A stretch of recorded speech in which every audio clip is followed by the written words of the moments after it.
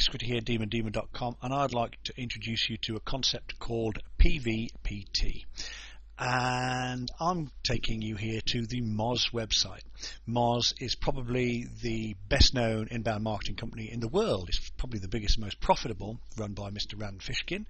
And although their products are, in my opinion, overpriced and not particularly useful, what they are brilliant at is marketing their own brand. Otherwise they wouldn't be the biggest in the world. And they are superb at it. Stands to reason that their website would be fantastic, and their landing page would have to be, for their own credibility, one of the best optimized landing pages you're going to find.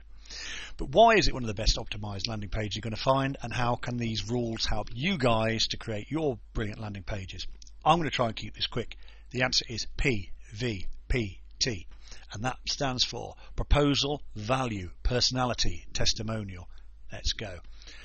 Right, you've got navigation at the top. You're going to have this probably at the top of every page. We're going to go down the page one bit at a time, and the order is important. If it's a landing page, try and avoid the sidebar if you can. It's just invitations as people go down the page and get to the real meat and drink at the bottom of the page to still disappear off and start looking at another page, start window shopping. So keep your navigation at the top on your landing pages preferably, but forget that. From here we're down to your proposal. What is it you are offering? And in this case we have a headline for the proposal, logo, and 3 sort of bullet points or picture points. Now that's 10 words, that's 10 words, and these two are about 20 words. The entire proposal is summed up in around 80 words with 1, 2, 3, 4 images, brand, a picture of some sort of lifeboat, a picture of a computer, and a picture of a report. That's it. That is a proposal. And they're not scared of just giving you the bullet points. They haven't gone into any detail. Why? Because they want it to be an uncluttered and simple message. There's also a great use of blank and white space around here. There's loads of space. On a phone it's a little bit more cluttered. If you look at this on your iPhone or your Android, it's a little bit tighter, but they're still unafraid to have white space. Make it very clear, a clear offering. Directly underneath the proposal is the value. The value here in this case is start my free trial, and they're really confident at Moz.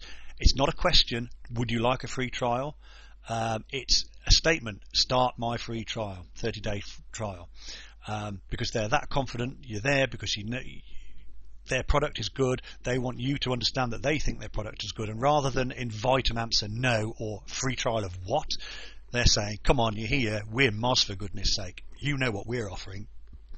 And even if you don't, it's sort of be you as the visitor to the site that questioned your own. Oh yeah, Moz. Yeah, of course I know. You'd bluff yourself. You'd maybe feel a little bit foolish if you admitted it to yourself that you didn't know what Moz free trial might be. But just in case you don't, they offer you the chance to take a tour of Moz Pro. That's not really a tour of Moz Pro. Well, it is, but that's really a sucker to these guys, and I mean sucker as in SOCCUR. You know, the opportunity for these guys to sort of, yeah, that's what Moz is, to realise what Moz is all about. So there is the first bit of value, but the value continues below the fold. Now when you condense this site up and you look at it on a small form factor or phone, this is all above. This is 7/8 of the way down the screen and dead centre. That is the end of the first page. No matter what device I've looked at it on, this is always on the first page, the proposal and the initial value. Moz then add another layer of value in the form of reports. 2/3 are for local businesses, so I imagine these reports are designed specifically to pick up Moz is selling to individual businesses direct, and then there's Rand's predictions, which relies on you knowing a bit more about Rand and maybe knowing the past of SEO a little bit and want to know what the future's about, or inbound marketing. So this is probably more likely to be clicked on those who do inbound marketing and traffic optimization for clients. And quite cleverly, if you go on their forums, you'll find that about 2/3 of their users seem to be local businesses doing their own inbound marketing, and 1/3 seem to be agencies doing it on behalf of other people. So they've mirrored that here. Here is the only concession to price on the whole of the front page, and even that is not a link to buy anything. It's just written, and that hasn't always been there. That's scary, isn't it? Not even mentioning the price on your front page. Okay, we've done P, we've done proposal, value.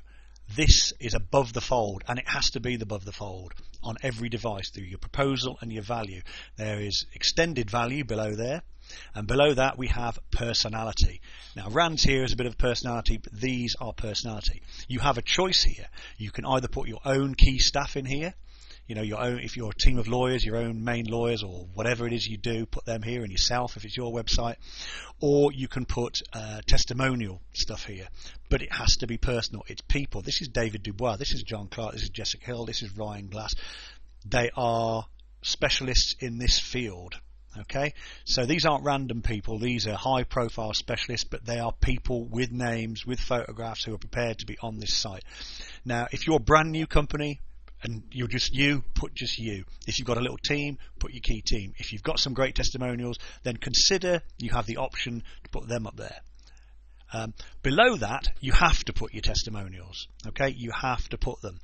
However, keep them short and sharp. Up here, these things lead to things like case studies and more detail and the free tour. Okay, that's up there. It's hidden. It's not on your front page. No clutter. Here, we actual testimonial. There are no case studies here. There's no massive tour about what they did. You know, Moz came in and the first week we had so and so do that, and then we ran this report, and we're really glad that. And it goes on and on and on. This is, you know, this is about 60 words, 50 words, 50 words, 40 words. All their testimonials combined don't come to 200 words. I mean, that's shocking, isn't it? You've got 4 testimonials, and the whole lot of them, if you add them up, aren't 200 words. Underneath that, there's an optional couple of things you can do, which they've repeated the value. Now, it depends. Here they've got 2 lots of value. They've got this value and that value, but you may most of the time want to repeat the value under here. And here, look at this use of white space. Most people I know, even web designers, would be terrified with this. But there is a little bit of background, and that's because they're established. Now, if you eventually get to the stage with your company, if you're a new company, and you've been around 5 years or so, and you've got an interesting story to tell, then by all means do this. It's not vital that you do. It's an extra element that isn't important. But if you have, and you think, you know, you're going to get some people just interested in your site or learning about you, or what, you know, just want to know a little bit more, then by all means do that. Here's the thing: PVPT. Okay. Proposal, value, personality, testimonial. It's not optional what order you do these things.